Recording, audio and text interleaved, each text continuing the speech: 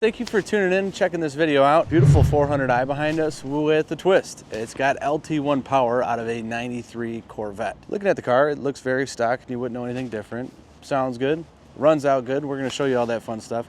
And it was done rather professionally. The shop has supposedly done a handful of these conversions. Well-known European repair shop out in San Jose. I won't even butcher the name. Rossley Auto Repair and Service. You can check them out down there. That's the information we got with this car. Our goal here is to get you that up close and in-person look. We're going to show you the car's condition, how does it fit up, how's the paint look, and how does this GM power plant really fit into this Italian cruiser. Obviously the front takes the blunt of the blow when we're talking stone chips and rocks and road debris.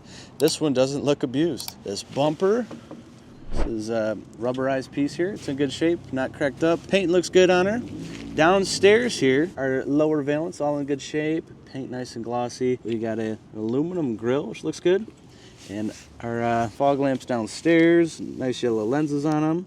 Those look sharp. Recessed badge looks great. Headlight buckets sit down in there nice and evenly, have consistent gaps. There is no sign or trace of this car ever being in any type of wreck.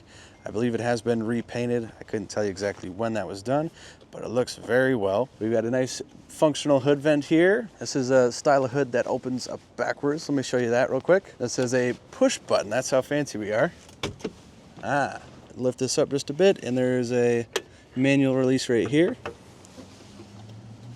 And voila, these gas struts are still doing their job. I have a leather sound or heat insulation mat under here. It looks pretty good. I see some original plaques and stickers. Nice big radiator in here. Assuming this was to cool the original V12. It's got dual electric fans. They were able to utilize that in the conversion and looks right at home because it was born here. For our 5.7 liter LT1. You notice too, we do have air conditioning. We got power steering.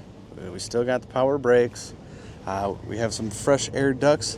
These high humps on top of the inner fender wells I always thought were neat, bringing fresh air into the cab. We have a whole bunch of room behind this motor. That's because we have 8 cylinders instead of the intended 12. This is backed by a GM transmission. It's a 4-speed, it's overdrive. Works nice. We'll show you how that functions here in a bit. The hood even closes like a Corvette. It's meant to be. Coming down the side of the car, mirror covers look good. All of the stainless body trim looks really nice up around these windows. Fits well, it's not marred up. Paint is excellent. Door gaps are great. The little rubber seal around the door latch there is not cracked up. These tires are newer. They have, maybe 100 miles on them. We've been owning this car since 2015. Those were an addition made by us. Next up, my favorite part of this car, the ass end. Very Ferrari, very handsome. I love the tail lamps. I love the quad tips. I like the blacked out bumper. We have our 400i badge.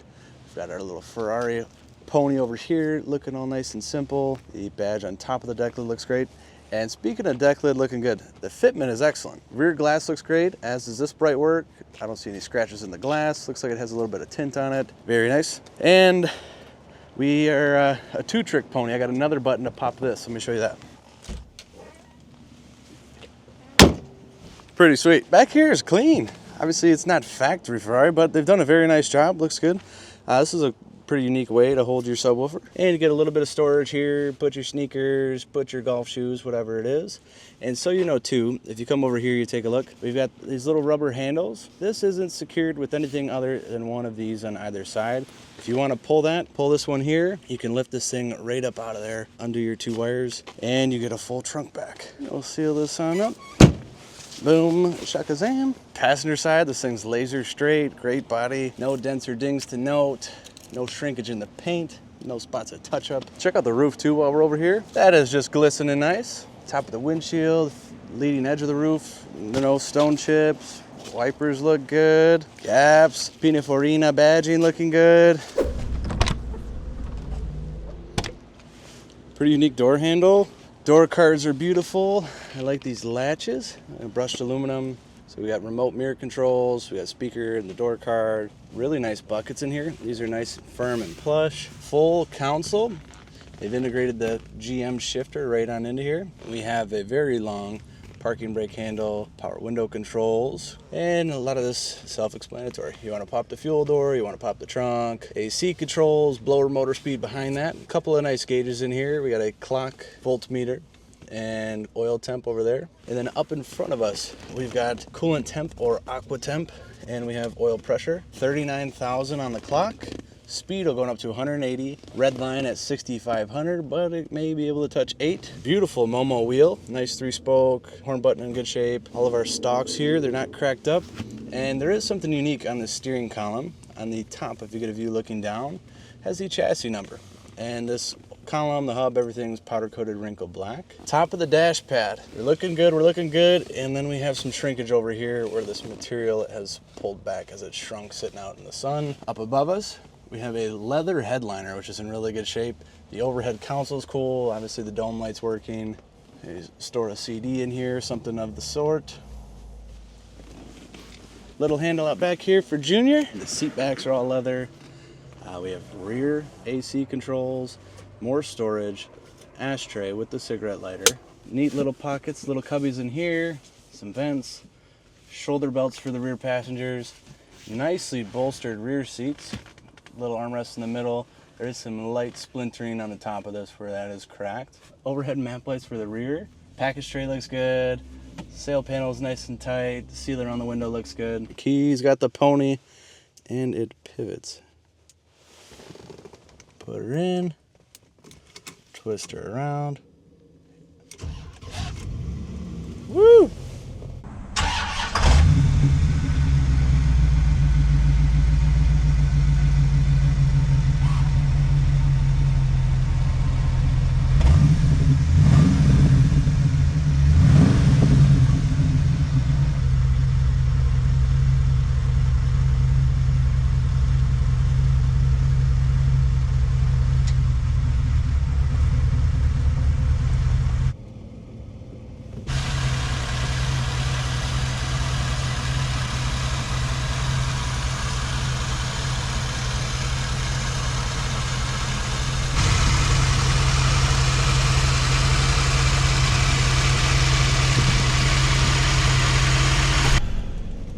Alrighty, turn indicator cancels like she's supposed to. I feel like a whole new man inside of here. This is a distinguished man's car. One of the first 4-seater Ferraris I've known about. Disc brakes feel good. Indicator to the right working. Canceling.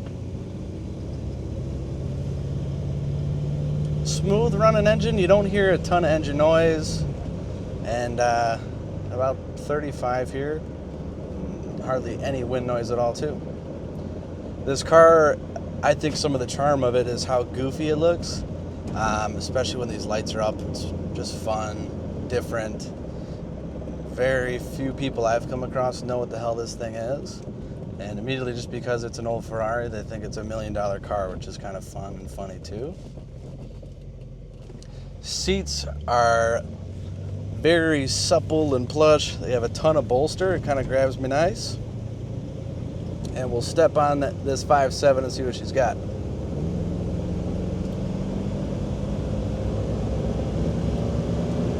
There she goes.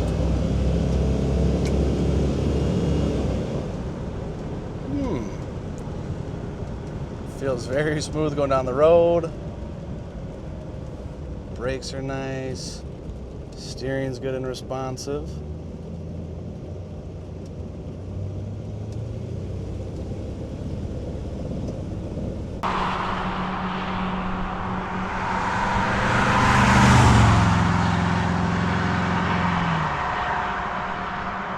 If you have any questions, always give us a holler, drop us an email, hit us in the comments, whatever you'd like. The number is 248-714-2110, and our email is inquiry@LaFontaineClassicCars.com. Cars over here in Milford, Michigan. Drop us a line, we'd be happy to show it to you. Thank you. We'll see you guys.